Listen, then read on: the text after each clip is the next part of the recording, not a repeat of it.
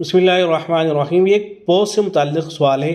میرے خیال سے یہ پوسٹ سبھی نے دیکھی ہوگی. اکثر حضرات اس کو شیئر کرتے ہیں. بہت سے پڑھے لکھے حضرات اصحاب علم جو کہلاتے ہیں وہ اس کو شیئر کرتے رہتے ہیں.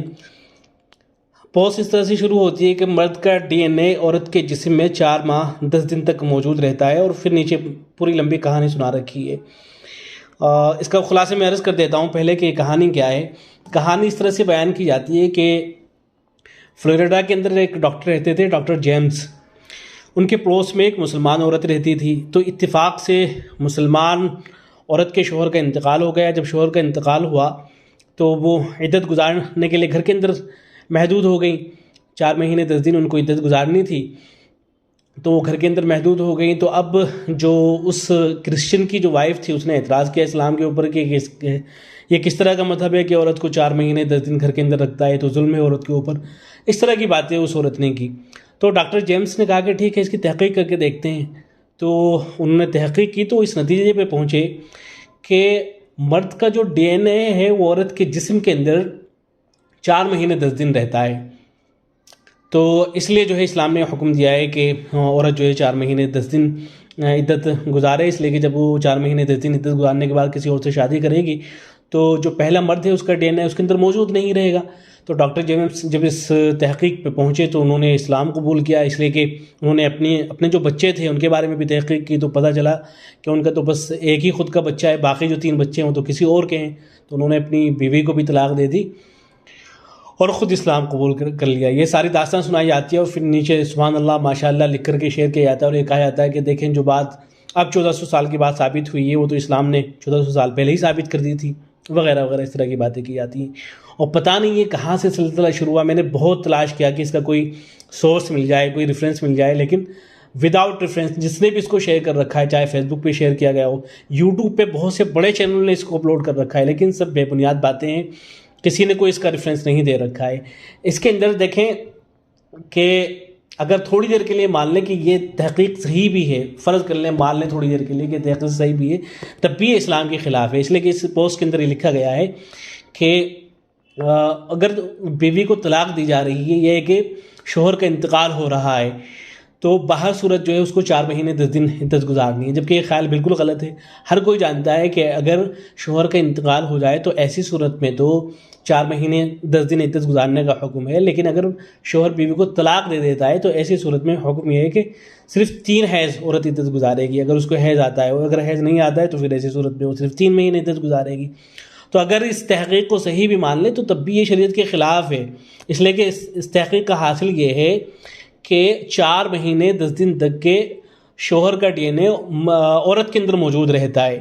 تو اگر کہیں اور جا کے وہ شادی کر رہی ہے تو ابھی اس کے اندر جو پہلا مرد ہے اس کا ڈی این اے اس کے اندر موجود ہے. تو یہ تو شریعت کے خلاف ہے. شریعت یہ کہتی ہے کہ اگر شوہر نے بیوی کو طلاق دے دی ہے تو ایسی صورت میں صرف وہ 3 مہینے عدت گزارے گی، اس کے بعد وہ کہیں بھی جو ہے شادی کر سکتی ہے.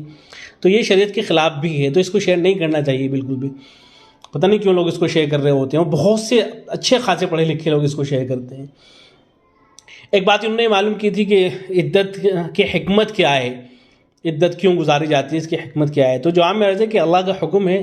اصل تو بہت سی ایسی چیزیں ہیں کہ جن کی شریعت میں کوئی حکمت بیان نہیں کی جاتی. مثال کے طور پر ہم نماز پڑھتے ہیں، اللہ کے سامنے قیام کرتے ہیں، رکوع کرتے ہیں، سجدے کرتے ہیں، اب ان کی حکمت کوئی بیان نہیں کی جاتی ہے کہ کیا حکمتیں ہیں. اگرچہ اہل علم حکمتیں بھی بیان کرتے رہتے ہیں، بہت سی کتابیں حکمتوں پہ لکھی گئی ہیں، لیکن اصل تو یہ کہ اللہ تبارک و تعالیٰ کے احکامات ہیں، ان کی پابندی بجا لانا، ان کو پورا کرنا یہ ہماری ذمہ داری ہے. یہی مسئلہ بالکل عدت کا بھی ہے. البتہ اہل علم نے حکمتیں بیان کی ہیں، جیسے اس وقت میرے سامنے رحمۃ اللہ الواسعہ ہے، اصل تو حجت اللہ البالغہ کی شرح ہے. اہل علم واقف ہیں اس کتاب سے اچھی طرح سے. حجت اللہ البالغہ کے اندر دین اسلام کے جو مختلف احکامات ہیں ان کی حکمتوں کو حضرت شاہ اللہ مسجد دہلوی رحمۃ اللہ علیہ نے بیان کر رکھا ہے. تو اسی کے اندر عدت کی بھی جو ہے حکمتیں بیان کر رکھی ہیں. جلد نمبر ہے 5 اور اس کا جو صفحہ نمبر ہے وہ ہے 168. تو اس پہ بہرحال حکمتیں وغیرہ بیان کر رکھی ہیں. اگر کسی کو تفصیل دیکھنی ہو تو یہاں دیکھ سکتے ہیں. میں مختصر بس اتنا عرض کر دیتا ہوں کہ جو عدت گزارنے کی حکمت ہے بنیادی طور پر جو سبھی نے ذکر کر رکھی ہے وہ ہے استبراء رحم. یعنی یہ معلوم کرنا کہ جس شخص نے طلاق دی ہے، جس شخص کا انتقال ہوا ہے، اس کا بچہ تو نہیں ہے عورت کے پیٹ کے اندر، یہ بنیادی طور پہ حکمت بیان کی گئی ہے۔ لیکن اس پہ بعض حضرات یہ سوال کرتے ہیں کہ بھئی یہ تو ایک حیض سے بھی معلوم ہو جائے گا، 3 حیض گزارنے کا پھر کیوں حکم دیا جاتا ہے؟ تو جواب میں عرض ہے کہ بنیادی طور پر تو یہی حکمت ہے، لیکن 3 حیض کی بات اس لیے کی جاتی ہے اس لیے کہ 3 حیض میں شوہر نے طلاق دی ہے، اگر اس نے رجی طلاق دے رکھی ہے، طلاق بائن دے رکھی ہے، تو ایسی صورت میں اس کو سوچنے کا موقع مل جاتا ہے۔ بہت ممکن ہے کہ وہ رجوع کر لے، طلاق رجی اگر دے رکھی ہے تب بھی رجوع کر سکتا ہے، اور اگر طلاق بائن دے رکھی ہے تو ایسی صورت میں وہ دوبارہ سے نکاح کر سکتا ہے۔ تو ایک بات یہ، دوسری بات یہ کہ اگر ایک ہی حیض رکھا جائے تو بعض مرتبہ کسی بیماری کی بنیاد پر بھی بعض مرتبہ ایسا ہوتا ہے کہ حیض نہیں آتا ہے، تو اس لیے شریعت نے 3 حیض مقرر کیے تاکہ بالکل اطمینان ہو جائے کہ ہاں اب عورت کے پیٹ کے اندر کوئی بچہ موجود نہیں ہے۔ اور رہا 4 مہینے 10 دن کی جو حکمت اہل علم نے بیان کر رکھی ہے، وہاں بھی جو بنیادی طور پر حکمت ہے وہ یہی ہے کہ یہ معلوم کیا جائے کہ بچہ تو نہیں ہے عورت کے پیٹ میں۔ اور دوسری حکمت جو بیان کی جاتی ہے وہ یہ ہے کہ چونکہ شوہر کا انتقال ہو گیا ہے، شوہر جو اس کا رفیق تھا، غمگسار تھا، ہم سفر تھا، شریک حیات تھا، اس کا چونکہ انتقال ہو گیا ہے، اب ظاہر ہے اس کو تکلیف ہوگی۔ تو پہلے تو یہ تھا کہ زمانے جاہلیت کے اندر 1 سال کی مدت ہوا کرتی تھی اس زمانے میں، لیکن اسلام آنے کے بعد پھر عورت کو یہ حکم دیا گیا کہ بس وہ 4 مہینے 10 دن تک عدت گزارا کرے، اس لیے کہ 4 مہینے 10 دن میں اگر عورت کے پیٹ میں بچہ ہوگا اس کے بارے میں بھی معلوم ہو جائے گا، اور نیز عورت جب عدت گزارے گی تو اس کا غم غلط بھی ہو جائے گا، اس کا غم ہلکا بھی ہو جائے گا۔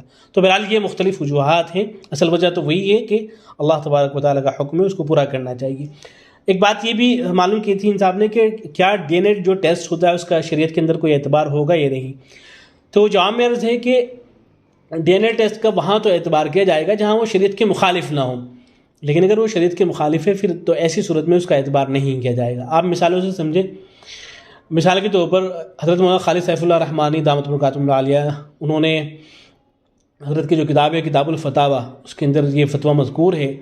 ان کے سامنے ایک سوال آیا تھا، ایک صاحب نے اپنے بارے میں معلوم کیا تھا، بلکہ کسی صاحب نے ایک بوڑھے شخص کے بارے میں معلوم کیا تھا کہ اس کا ایک ہی بیٹا ہے جو بڑا ہو چکا ہے، لیکن اب ان کو شک ہو گیا ہے، وہ یہ سوچ رہے ہیں کہ بیٹا میرا نہیں ہے بلکہ کسی اور کا ہے، اس لیے وہ ڈی این اے ٹیسٹ کرانا چاہتے تھے۔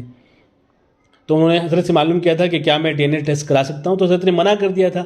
کیوں؟ اس لیے کہ اگر ڈی این اے ٹیسٹ کے ذریعے سے اب یہ ثابت ہو بھی جاتا ہے کہ یہ بیٹا آپ کا نہیں بلکہ کسی اور کا ہے، تو ایسی صورت میں بھی ڈی این اے ٹیسٹ کا اب یہاں اعتبار نہیں ہوگا، اس لیے کہ شریعت کی طرف سے یہ قاعدہ مقرر ہے کہ شادی کے 6 مہینے یا اس سے زیادہ اگر ہو جاتے ہیں، اس کے بعد اگر بچہ پیدا ہو رہا ہے تو ایسی صورت میں وہ شوہر ہی کا سمجھا جائے گا، اب کسی ڈی این اے ٹیسٹ وغیرہ کا کوئی اعتبار نہیں ہوگا، اس لیے بچہ جو ہوگا وہ باپ ہی کی طرف منسوب ہوگا۔